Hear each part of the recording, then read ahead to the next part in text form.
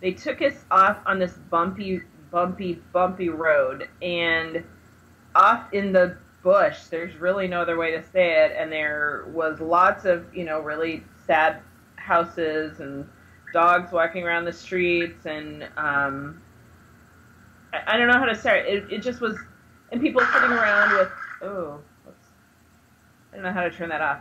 And people sitting around with just on the porch, fanning themselves. It's very warm. And then they stopped, and and the other thing is we had to have a police escort the entire time. Wow. For our safety. Yeah, so there's a lot of gang activity in these areas. But anyway, so they stopped the car. We got out. We were with several of us, and we walked even further into the jungle, the bush. I don't really know how to describe it. Mm-hmm. And then we walked down a very steep incline, and where the guys helped us down. And when we got down there was a creek as well as this house that was probably, I don't even think it was 10 by 10. And it was just put together with really scraps of stuff, scraps of glass and wood. And it was a single mom living there with a little girl named Wendy. Wendy is 4, and she has a 1-year-old baby. And Wendy was so excited to see us. She ran in and she got this car, this plastic looking car thing that you ride on, and brought it out, and it only had 2 wheels. And she was so excited to show us that thing, and she was cutting up as kids do, And, Yeah. somebody asked Mom, "Do you mind if we take pictures or something like that?" And Mom said, I don't remember her exact words. It was basically like, I don't get embarrassed anymore. It's all I have. So a little bit later, I'll post a video, but a little bit later, I asked Wendy to show us her bed where she sleeps. So I went inside the hut. Would we call it a hut, maybe? Yeah. And there was a very, very bare bones frame, and not a mattress. It was more of chewed up foam and a really dirty sheet. And that was it. There's no kitchen. There's no nothing. There was a few bags of clothes here and there, and that's because Mom does laundry to earn money. Oh, okay. But here she is living with this 1-year-old baby and 4-year-old, and no bathroom. They just go out to the creek, and I asked one of the translators, ask her what her day's like, and she says, well, she gets up at 7, and she takes care of the kids. That's her day. And she was very pleasant, very sweet, very honored that we would come to her house. And he said, she wants to know what else you want to know. And I'm like, oh, well, then does she make breakfast? Or, what does she do? And she said, well, if I have money or we have food, then we have breakfast. And that was sad. I mean, a lot of times we may not like the food we have, but we still have it. Yeah.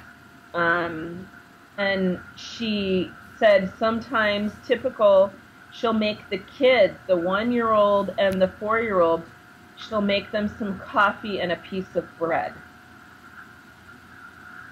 That was a typical food.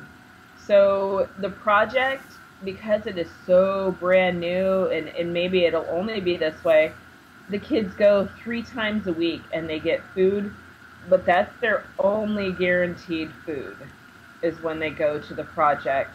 And let me tell you, that area, the whole thing was poverty. And Chris and another guy went over to another house and said it was just as bad. These people honored to let us come see what little they have. And that was hard, because it's like, we complain about a lot of things. I'm curious, like, what, Honduras.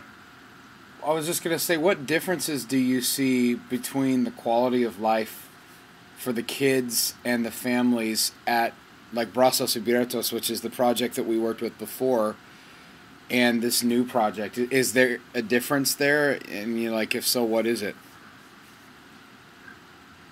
I think the biggest difference is because Brazos Apiertos has been going for 5 years now, it is stable and the kids know that place. The parents ask to bring their kids now. This place is just starting up and the kids are they're very new to the whole thing. Chris and Heather and I interviewed about 60 kids today, and we started asking, did you know Jesus before you came to the project? And I would say maybe half said no. Mm-hmm. But when we said, what do you like about the project? That was it, that they heard about Jesus and got to learn. And, I mean, they didn't even say the food. And a lot of them don't have any. It was still about how cool Jesus is. All for the price of dinner out for two for one American couple one night a month. I mean, it's really shocking. I mean, that's how much it costs to sponsor a kid, right? $38 a month. Exactly. And these teachers, the people that run this project, I think some are volunteers, but the tutors, which are the teachers, they only make about $50 US per month. Wow. They don't do it for the money. But they walk into these places, and Wendy's teacher was with us, and she continued teaching even though she wasn't in the classroom. The little girl tried a chocolate cookie and didn't like it, started spitting it out. So she's like, we don't do that, trying to teach her and wipe your mouth off. So it was kind of like, once a teacher, always a teacher. But I don't know, it was, it's a dirt floor in their house. It's dark. There's no electricity. There's no bathroom. This 1-year-old baby, where does he learn to walk? Where does he learn to crawl? Right there on the ground. On the dirt. Yeah. And mom is sleeping in a twin bed with both kids. Must be. And she, again, was so honored to have us at her house. And she's not alone. I said, is this typical? And everybody has said, yeah. Fairly typical for that area. We are in this part of Honduras is more dangerous, is what we're learning. When we went to yesterday, 328. Right. I'm not kidding. We got clearance, which is our first village. The pastor talked to the. He just disappeared. Oh, I'm still here. Are you still there? Yeah, I can hear you. Oh wait, okay. I know it, but I'm downloading pictures and okay. Oh, that's what's messing you up. The pastor had to, the pastor had to go to the head of the gang and say that we were coming. Here's what the vehicle looks like. They will make sure to have their windows open because we're in a van that had tinted windows, and they gave permission for us to come. And when we got there, I didn't see it, but every other people said, yeah, they were up on the roofs and they were waving with these yellow flags that we were there and that it was okay for us to come. And these kids live in this and they run around in this.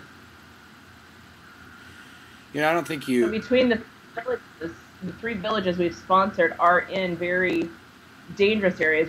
I don't believe we have been in any danger because Compassion is very careful. Right. About where they let us. It's like you don't think of that part of it when you're talking about sponsoring a kid. You think about you're providing them with some extra education. You're helping to provide them with some basic health care or food items, things like that. You don't think about the fact that you're providing education to maybe lift them out of a situation of such abject poverty and crime and danger. I mean, that never crossed my mind. Well, you're showing them a different life. At this point, all they know is what they see. And now they're coming to this project and seeing successful people. A lot of these dads are in jail, and they're seeing male role models. They're seeing a different option, and that is life-changing. They're learning about Jesus. Some that have no clue. And because we work with a church, all projects are attached to a church, the parents start coming to the church services. Sure. Because their kids are being taken care of. So you are changing DNA. You are actually changing DNA. It's amazing you hear those stories, and like, you know, there can be the months where $38 feels like a lot of money, and you look at that coming out of your checking account, and you're like, gosh, you know, can I keep doing this? And then you hear stories like this, and you're like, well, heck, I'd give 10 times that if it made that kind of difference, you know? Mm-hmm, mm-hmm.